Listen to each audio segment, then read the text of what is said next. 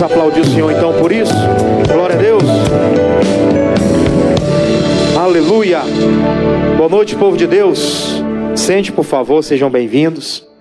Com Cristo é só vitória. Amém? Com Cristo eu sou mais do que vencedor, né? É aquela canção que a gente sempre canta com alegria no coração. Com Cristo eu sou mais do que vencedor. Hoje nós chegamos aqui com o propósito de viver saúde. Amém, pessoal? No dia de hoje nós temos feito uma unção sobre as pessoas. Nós preparamos esse bálsamo para ungir a sua vida antes de fazer a oração da fé. Nós queremos derramar o bálsamo sobre você. O que era o bálsamo? Era usado justamente para arrancar esse cheiro da morte, para curar. Ele era colocado na ferida justamente com esse intuito de sarar, de cicatrizar. E eu quero fazer uma oração daqui a pouco, juntamente com você, para que Deus venha cicatrizar determinadas coisas que um dia nos fizeram mal. Talvez existem dores, existem coisas que ainda estão muito ativas. Isso precisa ter um ponto final. Diga graças a Deus. Por isso que eu quero abrir a Bíblia com você, né, na segunda carta aos Coríntios, vamos para a palavra. Segunda carta aos Coríntios, no capítulo 4. Eu vou ler com você logo no versículo 1. Nós temos estudado com a igreja hoje aqui, nas nossas reuniões, tanto 9 da manhã, tive a oportunidade de trazer a palavra, como às 15, o pastor Nonato trouxe a palavra, e agora novamente, falando com as pessoas que o desânimo, ele é o maior inimigo da sua vitória. Uma pessoa desanimada, ela não chega a lugar nenhum. Você pode ter certeza, pessoas desanimadas, elas ficam lá no final da fila. Imagina aí que você precisa de alguém para trabalhar com você em determinadas funções. Quem que as pessoas elas vão dar mais ênfase? As pessoas que são bem ativas, que são bem comunicativas, ou aquelas pessoas que são assim paradas, estáticas? Parece que elas estão vendo um fantasma. Provavelmente essas pessoas elas vão ficar para o final, não tem jeito. E o desânimo, uma pessoa desanimada, ela não consegue vencer em nada, pessoal. Aí o apóstolo Paulo vai falar o seguinte, capítulo 4, versículo 1. Você encontrou aí? Diga amém. Então vamos ler a palavra. Diz assim, ó. Por isso, tendo este ministério, segundo a misericórdia que nos foi feita, faça o quê? Não desfalecemos. Eu só li esse primeiro versículo com você, eu não li todo o contexto, mas desde o primeiro capítulo dessa segunda carta aos Coríntios, ele vai falar aqui sobre as mudanças que as pessoas tinham que ter nos seus comportamentos, fala sobre arrependimento, sobre o perdão, e aí ele chega no capítulo 4 para falar sobre aonde nós guardamos os nossos tesouros. Lá na frente ele vai falar, tem uns que guardam no vaso de barro e que logo é quebrado, tem outros que colocam lá num vaso de ouro, uns para honra e outros para desonra. Tem pessoas que infelizmente na sua caminhada, por ela ser uma pessoa desanimada, por ela ser uma pessoa sem expressão, o inimigo consegue enganar ela e consegue ganhar ela com muita facilidade. E automaticamente, isso aí é uma doença pegajosa. Pessoa desanimada, ela está diante de outra pessoa, está até animada. Só que quando ela vê a outra pessoa tão desanimada assim da vida, e ela olha para ela está animada ali. Mas ela olha para a pessoa desanimada, ela faz o quê? Ela fica até triste pelo que a pessoa está vivendo. Porque ela olha para o semblante da pessoa e vê o quê? Uma pessoa apática, uma pessoa abatida. O apóstolo Paulo estava dizendo, olha, nós temos um ministério, o ministério da reconciliação, o ministério do perdão, do arrependimento. Nós recebemos isso de Deus. Então nós precisamos fazer uma coisa, já que temos esse ministério, não podemos desfalecer. Imagina que se alguém desfalece. Tem gente aqui que só você é crente na sua casa. Não tem um crente lá. Imagina que você desfalece, você desanima. O que vai ser daquelas pessoas? Elas não têm uma referência. Talvez tenham referências fora, mas em casa não. E nisso o apóstolo Paulo foi muito categórico. Nós que temos esse ministério, nós precisamos fazer o quê? Não desfalecer. Você tem que ser firme. Tem que estar com a cabeça erguida sempre, independente dos problemas. Porque ele vai dizer no versículo de número 8, vamos lá? Você estava no versículo 1, pula para o versículo 8. Em tudo somos o quê? Atribulados, mas não angustiados. Perplexos, mas não desanimados. Perseguidos, mas não desamparados. Abatidos, mas não destruídos. Você vê que ele vai tratando desse assunto com as pessoas. Ele vai dizendo, essas coisas que se levantam, elas vão se levantar contra todas as pessoas. Isso se cumpre, essas aflições se cumprem entre os irmãos em todo mundo. Eu comentava em outra reunião com os irmãos o seguinte: se você fosse lá, nesse exato momento agora, na Noruega. Noruega é um país europeu, né? Um país que tem menos pessoas e automaticamente é um país mais rico, né? Financeiramente falando. A cultura deles é outra. Mas se você for lá, tem pessoas com sofrimento também. Tem pessoas com problemas de depressão. Se você for lá nos Estados Unidos, lá em qualquer estado lá dos Estados Unidos, nesse exato momento, você entrar lá em determinadas casas, você vai ver que tem gente lá com problemas. Gente lá que está precisando de algumas libertações. Aí tem gente que olha para a pessoa dela e pensa, eu sou uma pessoa injustiçada, porque eu estou o tempo todo atribulado. Não é que nós estejamos o tempo todo atribulados, gente. As tribulações, elas vão vir para todo mundo. A diferença é como nós enfrentamos isso, né? Tem gente que está passando por algumas tribulações, mas você olha para ela, nem parece. Porque a pessoa é o quê? Animosa. Ela sabe se comportar, ela sabe que isso é passageiro. Ela sabe que uma hora essa tempestade vai passar. Não pode ficar só nas letras das canções que a gente gosta, não. A gente gosta de algumas canções que fala, né? Tem uma canção do Gerson Rufino que ele canta. Vai passar, eu sei que essa luta logo vai passar. Está doendo, mas não vai querer parar, né?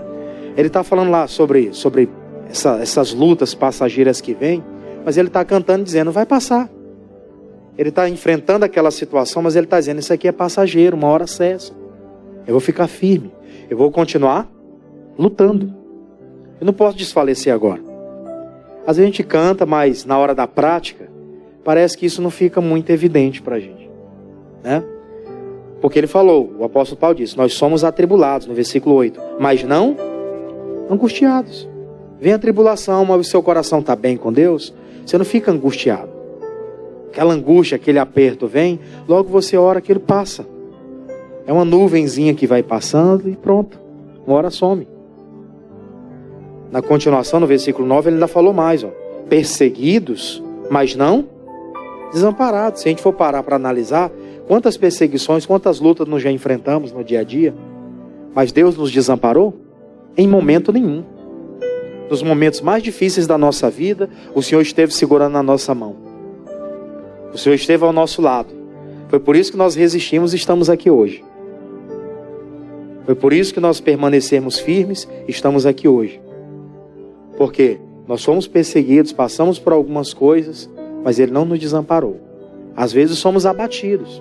Vem aquela situação, vem aquela notícia, vem aquela informação de um diagnóstico que surge. Nós estamos sujeitos a isso, mas nós olhamos e não somos destruídos, estamos aqui intactos. Tem gente que passa por um processo cirúrgico, depois de um tempo ela fez a cirurgia, já está tudo cicatrizadinho, ainda tem as marcazinhas lá, não tem jeito, né? Mas está tudo cicatrizado, a pessoa está vivendo normalmente como qualquer pessoa, está viva. Glória a Deus. Pode ser abatido? Pode vir um abatimento ali na hora, mas você não foi destruído, você continua de pé. Aí eu vou pular um pouco mais, versículo 16. Aí ele vai fazer uma conclusão aqui. Depois de ter tratado desse assunto, com muita ênfase, ele vai dizer: por isso, não desfalecemos, mas ainda que o nosso homem exterior faça o quê? Se corrompa, o interior, contudo, faça o quê? Se renova de dia em dia. O que ele estava explicando com isso? Vai ter dias que o nosso homem exterior vai estar acabado. Eu estava dando um exemplo pessoal. Eu comecei a fazer muitas atividades físicas. Esse ano é o ano da minha mudança, gente. Aí eu comecei a fazer as atividades físicas. E eu estou sendo vigiado de perto. Porque é o pastor que está me vigiando de perto, né? É o meu personal. Ele está ali o tempo todo dizendo, é assim, é assado, é daquele jeito. E eu estou todo dolorido, pessoal. Aparentemente está tudo bem aqui, mas eu estava manquejando. Eu sento, na hora de levantar, É uma dor na panturrilha, que antigamente era só canela e canela, não tinha panturrilha. Agora começou a aparecer a panturrilha, né? De treino e tal, aquela coisa toda. Mas por dentro, o nosso espírito está o quê? Está bem, está animoso. Ainda que o nosso homem exterior passe por algumas batalhas, o homem interior está como? Está renovado. Dia após dia, a palavra que vai entrando no nosso coração, ela vai nos animando. Isso vai sendo transmitido para o homem exterior. Tem gente que passou por algumas batalhas na vida, que as cicatrizes elas são nítidas. E são visíveis, né? As pessoas olham para a pessoa e olham para a pessoa e vê aquela marca no braço, vê a marca no rosto, vê a marca no corpo. Ele olha, essa pessoa foi toda machucada. Durante a vida ela passou por alguns processos dolorosos. Mas por dentro a pessoa está como? Às vezes você vê uma pessoa tão animada, tão feliz. Eu vejo gente, pessoal, que tem deficiências no corpo. Mas você olha para a pessoa é tão feliz. Você já conheceu gente assim? Que a pessoa tem uma deficiência, perna, deficiência às vezes do braço, algum membro do corpo. Tem gente que passou por alguns procedimentos cirúrgicos que teve que retirar bastante coisa do seu corpo, baço, às vezes, tirou lá um rins, né? Uma parte do rins, só tem um funcionando. Tem mulheres aí que já passou por alguns processos, tiveram que tirar toda, né? Fizeram a esterectomia, né? Tiveram que tirar tudo aquilo, e a pessoa é feliz. E tem outras pessoas que aparentemente estão intactas fisicamente e não são. Por isso que ele falou, olha, não podemos desfalecer. Ainda que o nosso homem exterior esteja baqueado, esteja só o caco, né? Mas o homem interior é o quê? É renovado, dia após dia. E essa renovação não vem por outro meio, senão a palavra de Deus. É a palavra que nos renova, pessoal. Não são as motivações que as pessoas falam. Isso também contribui, principalmente pessoas que nós amamos. Se elas nos incentivam, né? Você se sente bem, sente ou não sente? É normal. Isso contribui. Mas o que realmente deixa a pessoa renovada dia após dia e faz ela ter mais prazer na vida é justamente essa presença. Ela ter Deus ao seu lado, ela entender. O físico aqui está um pouco dolorido. Mas lá no homem interior estou renovado. Vem o versículo 17. Ele falou mais. Porque a nossa leve e momentânea tribulação produz para nós o quê? Um peso eterno de glória muito excelente. Olha que detalhe interessante. Ele está explicando que as nossas tribulações, elas são leves e são momentâneas. Pastor, como é que pode dizer que é leve? Eu estou passando por uma situação terrível. Se a gente for comparar as batalhas que nós enfrentamos hoje com as batalhas que os discípulos de Cristo naquela época enfrentavam, nós não sofremos 1%. Amém, gente? Não é 1%. O Paulo chegou a dizer para a igreja, né, naquela época, ele falou o seguinte, olha, vocês não resistiram ainda até o sangue. Quer dizer, tem lutas que vocês nunca enfrentaram. Vocês estão pensando em desistir? Vocês estão desanimados? Tem lutas que vocês nunca enfrentaram e nem imaginam o que significa isso. Vocês estão pensando em desistir? Imagina se tivesse passado o que eles passaram. Ele disse, a nossa situação hoje de tribulação, de batalhas que nós enfrentamos, é leve, comparado ao que eles enfrentaram. E além de tudo ele fala, é momentânea. Como eu falei lá no início, tem um tempinho para isso aí passar. Tem um tempinho para determinadas coisas que se levantaram cair por terra. Não vai ser para sempre. Diga graças a Deus. Não vai ser para sempre, não. Tem coisas que você estava preocupado no ano passado. Venceu ou não venceu? Venceu, iniciou o novo. Daqui a pouco vem outras tribulações para a gente se preocupar também. Nós estamos aí um pouco mais da metade já do mês de janeiro, né? Teve muita conta que venceu, você já pagou, sim ou não? Mas não se preocupe não, que daqui a pouco vira um mês e começa tudo de novo. É ou não é verdade? É momentâneo, é passageiro. Daqui a pouco, passa. Quando você paga, você fica aliviado. É ou não? Aí você espera de novo o dinheiro cair, porque daqui a pouco vem outra. Não tem jeito. Vai passar 30 dias e vem mais uma tribulação. E tem gente que trabalha, às vezes, como autônomo, que tem que gerar para poder ter, se não tiver, né? Tipo aquela pessoa que já tem garantido. Sou concursado, ou então trabalho no local que dia tal é garantido. Aí ela fica mais tranquila, né? Mas tem gente que não, se ela não trabalhar, se ela não fizer, ainda mais em determinados períodos do ano, que nem sempre vai ser a mesma coisa, aí ela fica atribulada. É normal isso? É. Só que você vai lá na presença de Deus, você vai buscando, você não é desanimado, você é uma pessoa para cima, e as coisas começam a fluir, começam a chegar nas nossas mãos com facilidade. Daqui a pouco você vai lá e resolve. Você nem vê a hora que resolveu. E passa. Tudo passa. Certa vez o Senhor nos disse, olha, céus e terra vão passar. A única coisa que não passa é o quê? As minhas palavras. As palavras que Ele falou, essa não passará. Essas vai se cumprir. As tribulações, as lutas, isso passa. Descansa o coração, seja animoso, para cima. Homem de Deus, mulher de Deus. Tem umas batalhas para me resolver, pois Deus vai me dar a condição de resolver. Vou orar, vou colocar a cabeça no lugar, Deus vai colocar as pessoas certas no caminho, vamos conversar, vamos dialogar. É assim que a vida funciona. Aí ele diz aí nessa parte do versículo 17, na parte final ele diz, isso produz para nós um peso eterno de glória o quê? Muito excelente. Isso aqui vale um comentário interessante. Tudo que nós estamos enfrentando agora nos capacita para vivermos, né, para nos prepararmos para essa eternidade. Tem pessoas que pensam que as lutas que ela está enfrentando é porque Deus está provando ela. Não é isso, gente. Se fosse assim, então, tem gente que nunca parou de ser provada por Deus, porque todo tempo é uma luta. Todo tempo é uma batalha. Não é assim. Não é Deus que está provando. São as lutas que surgem e que nós temos que ser pessoas de Deus para encarar isso de frente. Aí ele disse, isso produz para nós um peso eterno.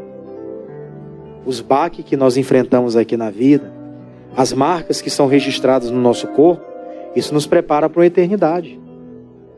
Isso nos amadurece. Tem coisas que vai nos amadurecendo para Deus. Isso faz parte do nosso processo de crescimento.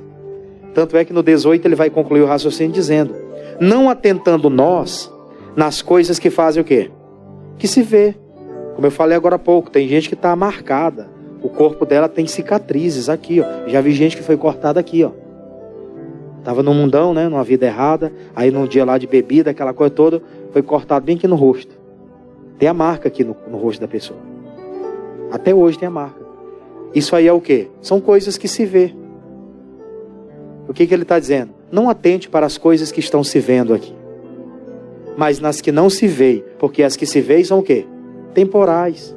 As que se não veem são o quê? São eternas, as que estão lá dentro.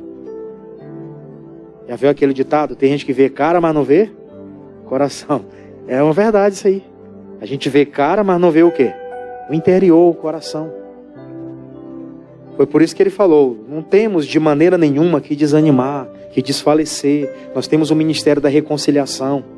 Nós temos o ministério do arrependimento, de levar as pessoas a viverem uma vida abençoada. Isso somos nós os pioneiros, mas de distribuir isso para outras pessoas também. E se nós temos essa responsabilidade, não vamos ficar atentando só para as coisas que a gente está vendo aqui, que são temporais, são passageiras, mas aquelas que são eternas, que nós não enxergamos aqui agora. Eu não estou enxergando o coração de alguém aqui, mas lá dentro do seu coração, Deus está enxergando, Ele está vendo o que tem dentro. E tem gente que está animosa, está passando por umas tribulações, mas está com expectativa boa de que Deus vai abençoar, de que Deus vai fazer alguma coisa por ela. Eu queria que você deixasse aqui marcado. Vamos para o Salmo 125. Vamos lá? Meio da Bíblia, Salmo 125. Olha que interessante isso aqui. Esse foi um cântico dos degraus, provavelmente feito por Davi. E ele vai dizer assim, Salmo 125, versículo 1. Ele chegou a essa conclusão. Nós precisamos chegar a essa conclusão aqui também. O que está escrito? Os que confiam no Senhor serão como os montes de Sião, que não se abalam, mas faz o quê? Permanece para sempre. Ele chega a essa conclusão seguinte. A gente não tem noção de como é que é o monte de Sião, né? A gente conhece só algumas coisas aqui. O monte de Sião, só quem mora lá, quem está lá é que sabe. Aquele monte era um monte rochoso.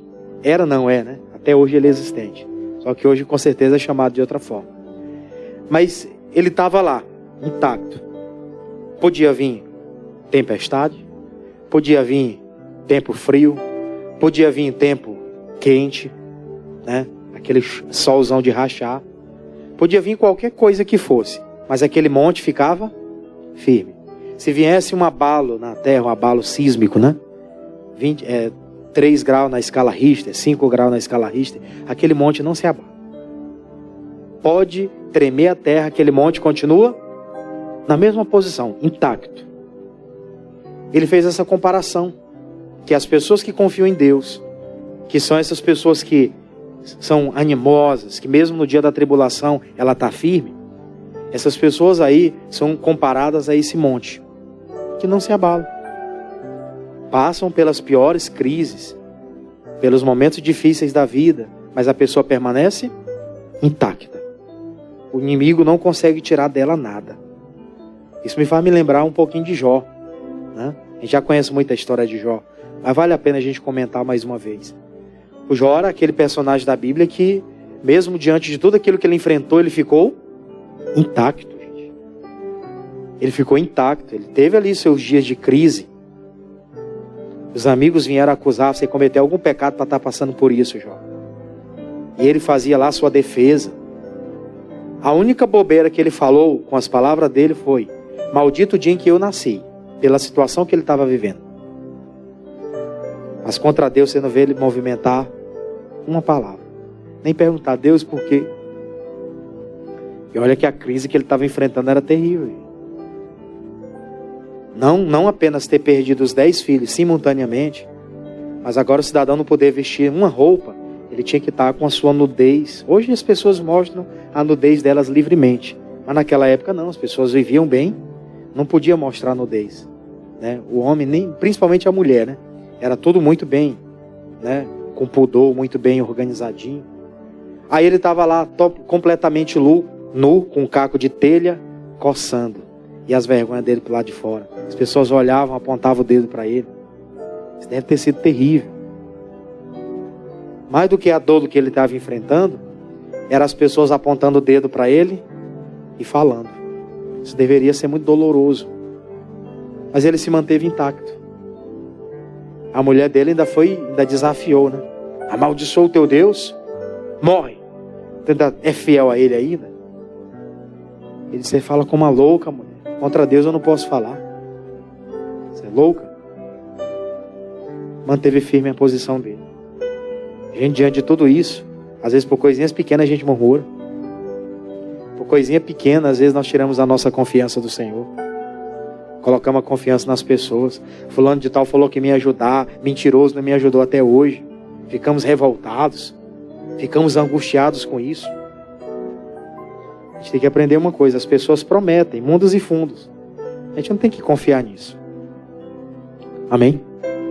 As pessoas vão prometer, mas se elas não puderem cumprir? Amém, Deus te abençoe, você não pode cumprir. Você falou com sua palavra que deveria, agora você tem que também pedir perdão. Se você prometeu, você tem que cumprir. Não é o que a Bíblia diz? Se você fizer um voto, não tarde em cumprir. É melhor que não vote do que faça um voto e não cumpra. Quando você promete algo para alguém, você fez um voto, aí não cumpre, né? Fica presa, a não ser que a outra pessoa perdoe. Não, está liberado, não precisa trazer nada. Aí você está perdoado, glória a Deus. Aí se a pessoa não perdoou, até um dia tem que pagar. Prometeu, tem que cumprir. Mas voltando à questão, ele passou por tudo aquilo e o tempo todo intacto. Lá no final da vida dele, ele mostrou para Deus também que ele era ignorante, que ele não tinha conhecimento. Por isso que ele disse: olha, eu conhecia o Senhor só de ouvir falar.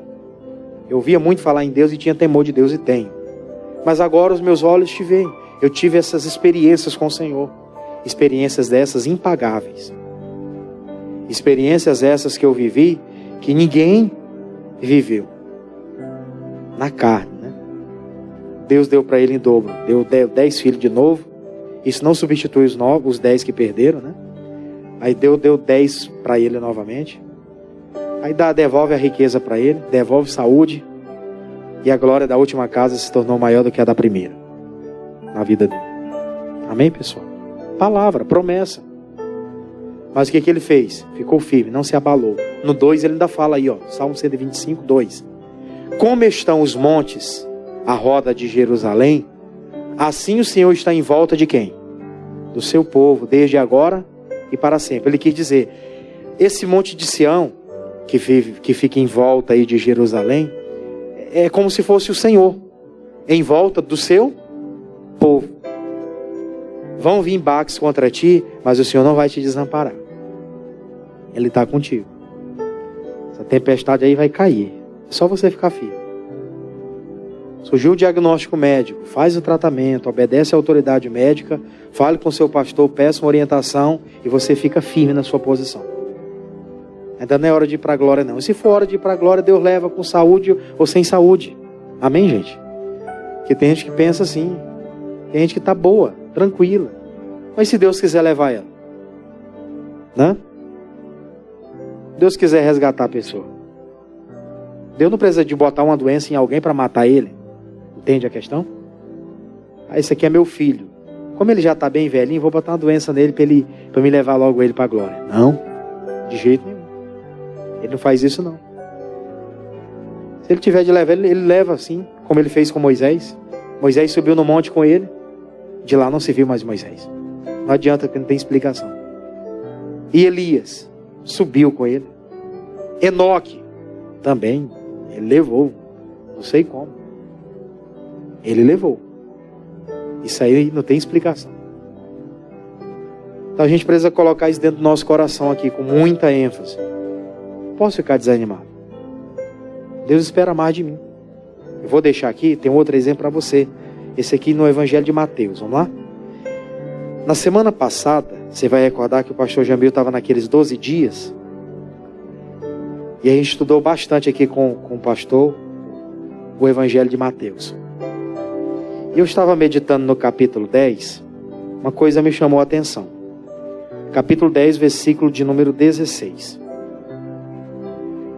Jesus, ele levantou seus 12 discípulos. No capítulo 9, se você ler a história, ele cura lá um paralítico e depois ele começa a chamar os discípulos, escolhe lá 12. Depois que ele escolhe esses 12 discípulos, no capítulo 10 ele começa a enviá-los para que eles fossem cumprir uma obra. Aí chegou o versículo 16, e diz assim, ó: eis que vos envio como ovelhas no meio de quê? De lobos. Portanto, sede prudentes como as serpentes e inofensivos como a pomba, ou simples como a pomba. Preste atenção num detalhe. Jesus, ele escolhe os seus 12 discípulos para cumprir a obra juntamente com ele. E ele disse, vocês vão pregar as palavras assim, vão ser de 2 em 2, explicou como é que eles iriam fazer. Mas ele não disse por discípulos, olha, vocês vão ter facilidade, as coisas vão ser só bênçãos. O que ele disse para eles? Eu estou enviando vocês são ovelhas que estarão no meio de quê? De lobos. Ovelha é presa na mão de lobo. Ovelha, ela não consegue enxergar distante. Por isso que ela precisa de um pastor para guiar.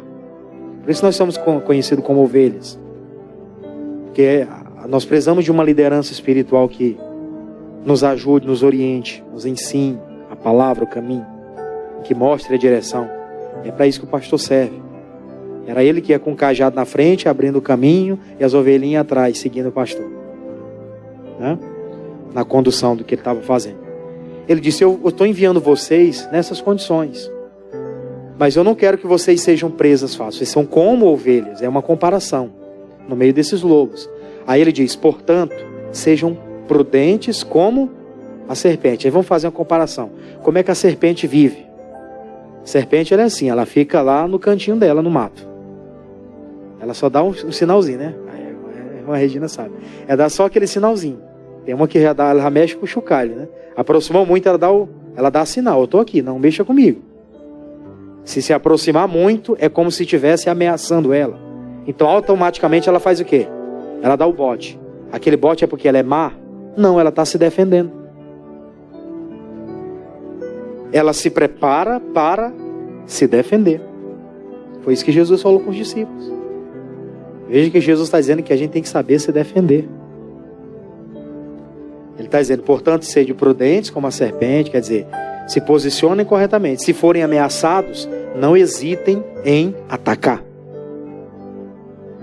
E simples como a pomba. Pomba é um animalzinho simples, né?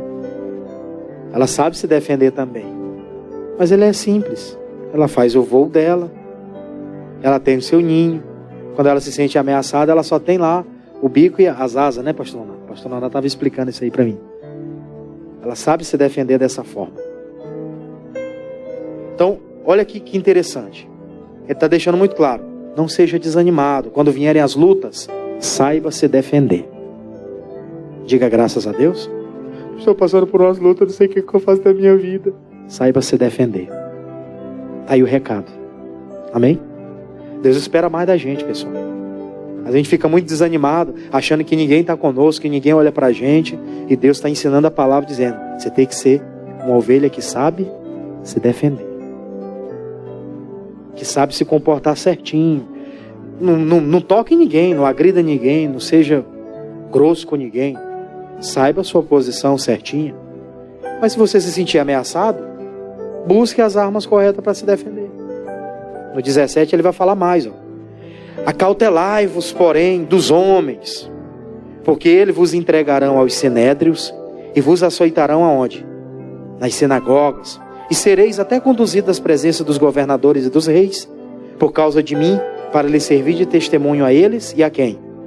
E aos gentios. Ele diz, vai ter momentos da vida, falando por discípulos, que vocês vão ser apresentados diante dos reis, dos governantes, e vão ser colocados lá como se fosse réu. Mas vocês vão lá por causa de mim. Ou seja, vocês estão indo lá para cumprir uma missão. E lá vocês vão dar o testemunho do Senhor diante dos gentios. Vocês vão dar o bom testemunho de Cristo diante dos gentios. Por isso que vocês vão para lá. Vocês vão passar por essas tentações, por essas perseguições, mas em tudo mantenha firme a sua postura. Não desanime por causa dessa perseguição. Diga graças a Deus. Não estou sendo perseguido no trabalho. É para você dar um bom testemunho lá. As pessoas vão ver.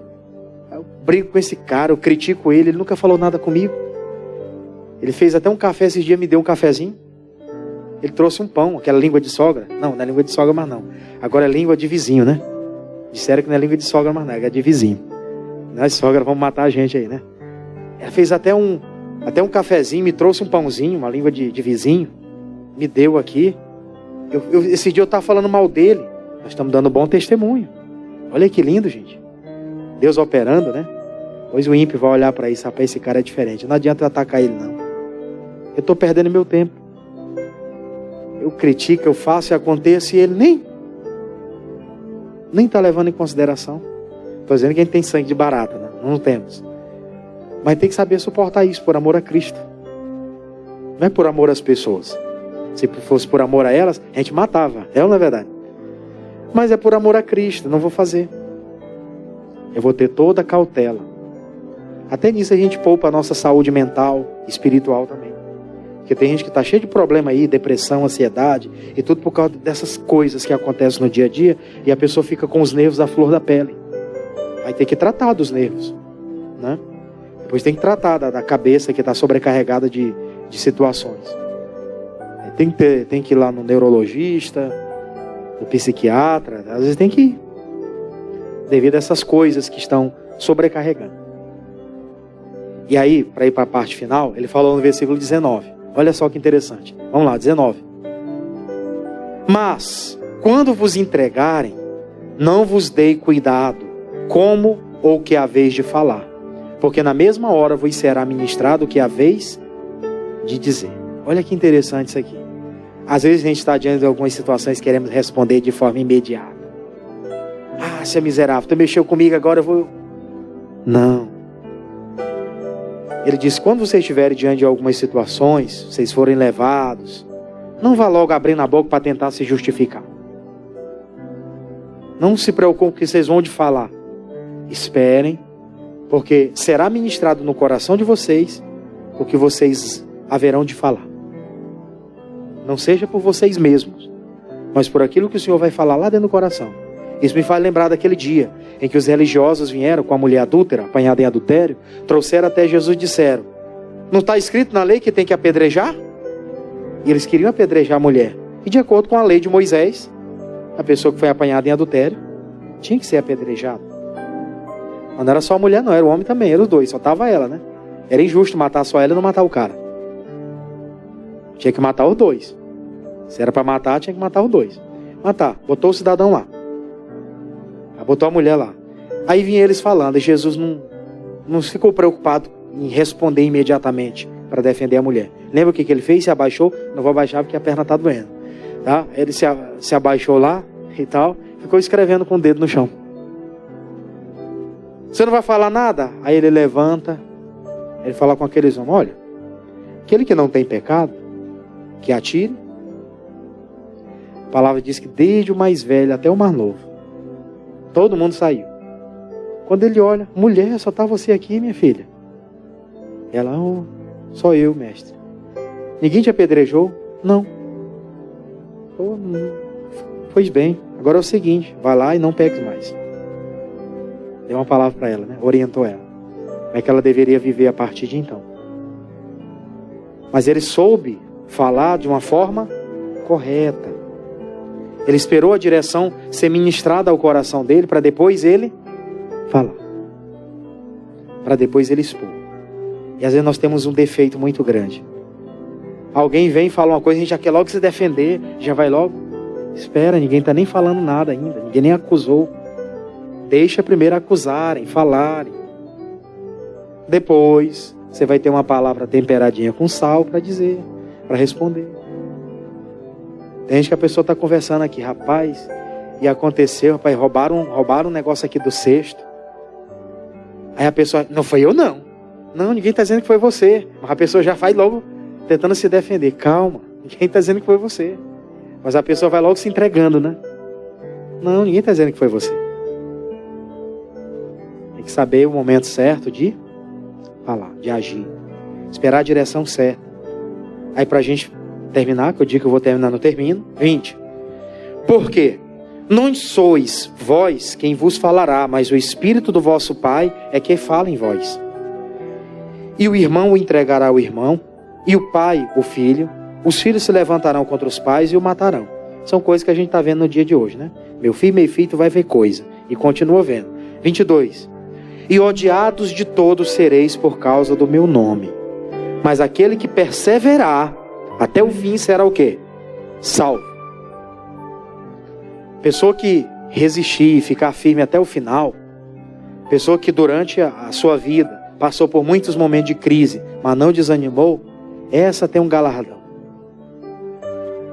Enfrentou crise, passou por gente acusando, passou por períodos em que ela passou necessidade, mas a pessoa estava ali mantendo firme a confissão de quem ela era em Cristo. Para terminar, Isaías, agora a gente termina mesmo, vamos lá. Profeta Isaías, livro do profeta Isaías. Depois dos Salmos, você abre no meio da Bíblia Salmos, vem Provérbios, Eclesiastes, Cantares. Aí vem Isaías, capítulo 41. Você já conhece o contexto, né? Eu quero ler com você o versículo 8, que ele vai falar aqui de 3 personagens que eu queria só uma pincelada aqui. Isaías 41, versículo 8. Diz assim a palavra: porém, tu, ó Israel, meu servo, tu, Jacó, a quem elegi, descendente de Abraão, meu amigo, a quem tomei desde os confins da terra, e chamei de terras distantes, dizendo: tu és o meu servo, a ti escolhi e nunca te rejeitei. A gente faz um panorama rápido da trajetória desses homens.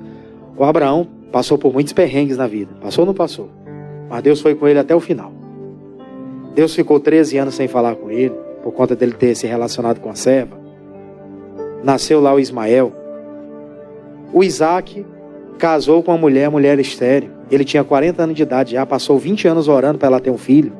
Depois de um tempo vem a seca. Ele sai de lá, vai até Gerar. Ele queria descer para o Egito, Deus fala no coração dele: não desça para o Egito, fique em Gerar. Lá ele passou um tempo, prosperou, as coisas passaram por muitas tribulações, mas Deus o tempo todo ao lado deles. Aí veio Jacó. Jacó teve aquela luta lá com Esaú, seu irmão, quando ele comprou a primogenitura lá. Seu irmão ficou com ódio dele quando ele foi receber a bênção no lugar do seu irmão Esaú. Passou um tempo sem ver seu irmão. Aí, depois que ele tem aquele contato com o anjo, ele luta, fica manco, lembra? Ficou manco lá, ficou com a perna fora do lugar. Passou a noite toda lá lutando com o anjo de Deus. Enfrentou várias crises. Teve as mulheres lá. Aí o Jacó ainda teve outro problema. O filho, um dos que ele mais amava, filho da mulher que ele amava, o José, ainda jovem, pré-adolescente, né? Foi levado. Ele pensou que o filho dele tinha morrido.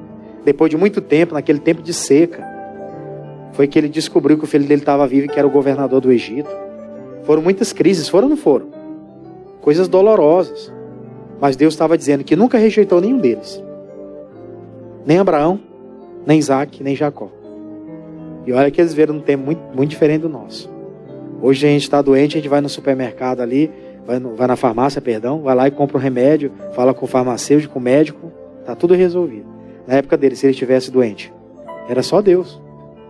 E eles procuravam lá alguma folha, alguma coisa que pudesse ser medicinal para tratar daquele negócio. Com a experiência que eles iam adquirindo durante o tempo, eles iam fazendo isso. Mas hoje está muito mais fácil, eles viveram um tempo muito mais difícil que o nosso. Deus disse, não rejeitou eles. Ele vai rejeitar a gente hoje? Que vivemos numa nova aliança, debaixo da autoridade do nome de Jesus Cristo? Com certeza não. Aí ele termina, né? Finaliza tudo aqui dizendo, não temas porque eu sou contigo. Isso aqui eu sei de qual é salteado, né? Não te assombres porque eu sou teu Deus. Eu te esforço, eu te fortaleço, eu te ajudo e te sustento com a destra da minha justiça. Eis que envergonhados e confundidos serão todos que se levantarem contra ti. Tornar-se-ão em nada, e os que contenderem contigo perecerão. Eu quero orar com vocês em cima dessa palavra hoje. Porque Deus fez essa promessa para aqueles homens lá no passado. E na nova aliança hoje, a Bíblia diz que todas as famílias são benditas em Abraão. Nós estamos debaixo de uma promessa. Diga graças a Deus. E eu quero orar junto com você nessa palavra. Só não podemos desanimar. Na hora que vier essa ponta de desânimo aí, você pede ajuda, conversa com pessoas de Deus. Diz, meu irmão, eu estou tão desanimado esses dias, estava pensando até em sair da igreja. Conversa com alguém espiritual.